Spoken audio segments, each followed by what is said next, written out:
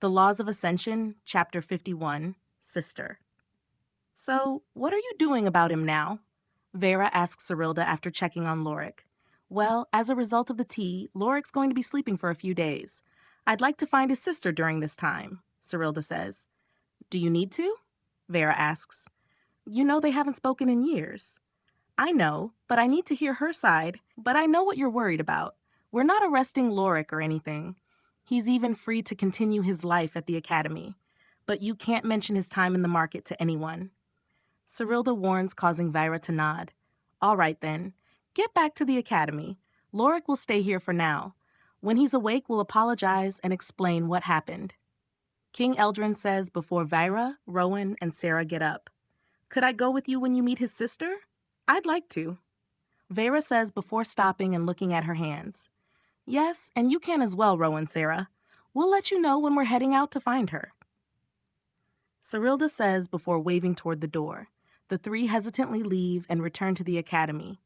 They don't speak until they get back to the academy. Once they're back in their dorms, they all let out a deep sigh. What was the black market like? Sarah asks Vera as they walk to the couches.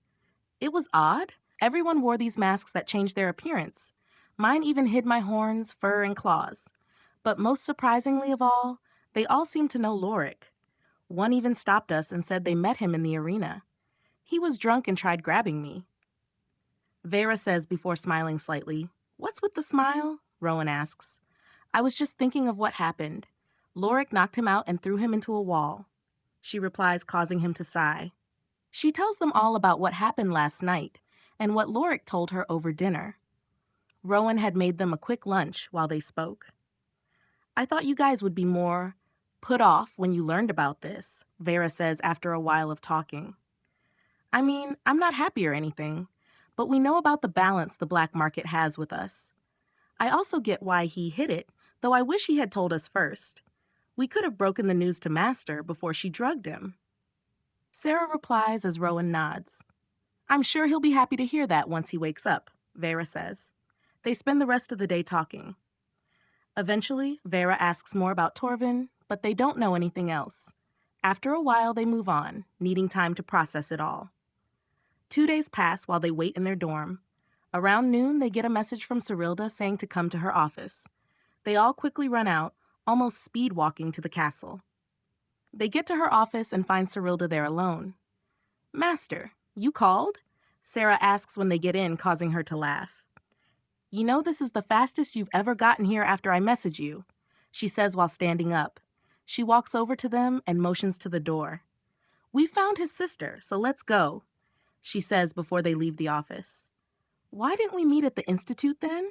Rowan asks. Do you know the way to the Institute? She asks back, silencing him. That's why, she says.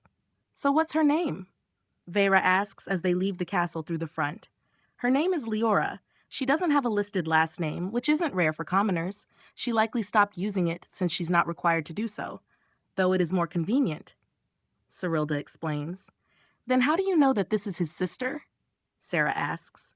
Since Lorik said she's top of her class, we looked into them. There were only 7 of the 50 classes that were female commoners.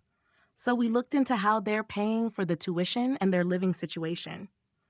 5 came from rich families who paid for it. 1 was sponsored by a merchant, which left only Leora. She's been paying on time without fail, but she has no job or family. So since she's the only one we couldn't confirm the source of payment from, she had to be it. Cyrilda replies as they walk. They walk down the sidewalks toward a large building. It's in an H shape with 4 towers on each corner. There are 2 stories in the building. As Cyrilda walks up to the gates, one of the knights stops her. ID and reason for entering, he says as they get close.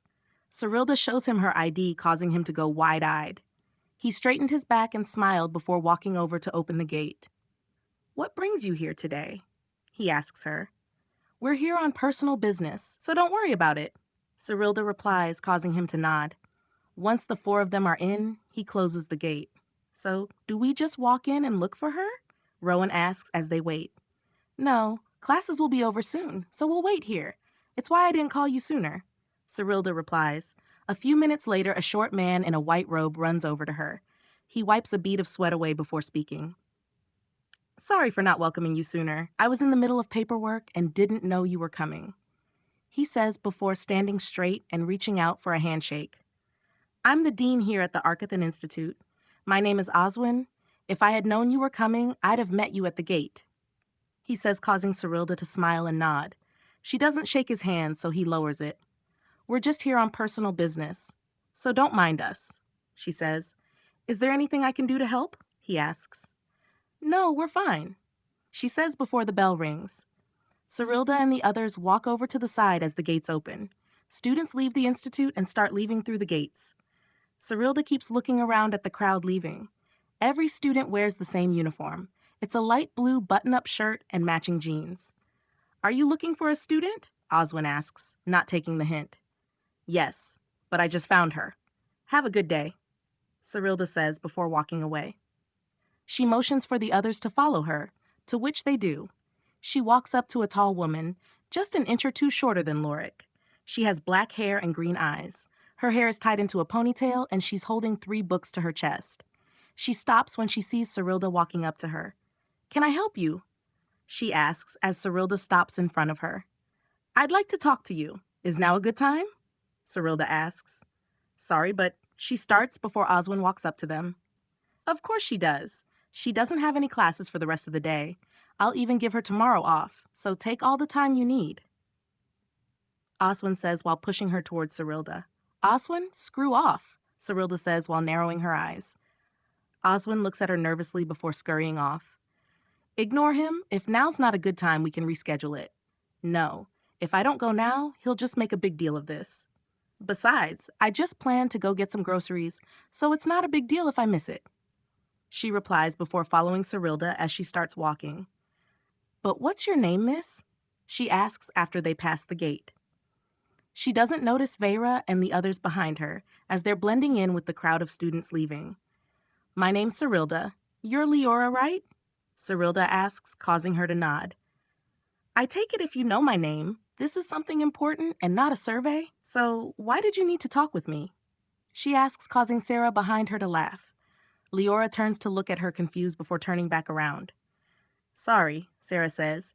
That's Sarah. The man next to her is Rowan, and Vera is the demon, Cyrilda says, introducing them. I didn't know you had company, so about my question. Leora asks before Cyrilda stops. She stops as well and Cyrilda snaps. A magic circle appears under the 5 of them. They teleport back outside the castle. I'll answer that inside, Cyrilda says as Leora looks at the castle in shock. She quickly runs after Cyrilda as she enters through the front. I'm not in any trouble, right? Leora asks worriedly. No, you're not. I just want to ask some questions, Cyrilda replies. She leads the way to her office slowly. She gives Leora time to look around. Once they're in the office, she pours out some brewed tea before speaking again. So I wanted to ask you about your brother? Cyrilda says, causing Leora's body to tense up. I have nothing to say about him. We haven't spoken in years, so I have no clue about whatever crime he committed. Leora says, surprising Cyrilda. Why do you think we brought you to ask about a crime? She asks her. What else would you ask me about him? Leora says before standing up. But I have nothing to do with him. So whatever happened, leave me out of it, she adds before turning. Cyrilda snaps and Leora teleports. She appears back by her chair and looks at Cyrilda. Just hear me out before leaving, all right? Besides, I went through the trouble of brewing this tea, she says before taking a sip of her tea. Fine. What is it? Let's get this over with, Leora says before sitting back down. First of all, let me clarify, I know all about your brother's involvement in the black market. Cyrilda starts before Leora interrupts her. Then why are you asking me?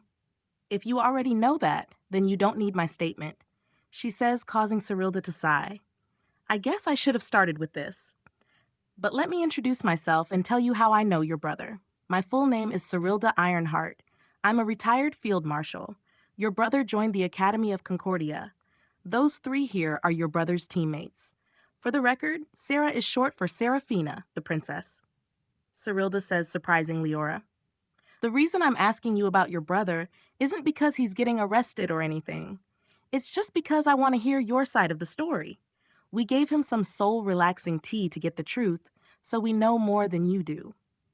Cyrilda explains, causing Leora to slowly nod. So what do you want to know? She asks after a minute. For starters, what happened between you two? Lorik said you said some interesting things to him before leaving. Cyrilda asks, causing her to nod. Yeah, he worked in the black market. I don't know what he did, but he refused to leave it. Leora says, he did so to pay off the debts, Sarah tells her. What debts? She asks, confused.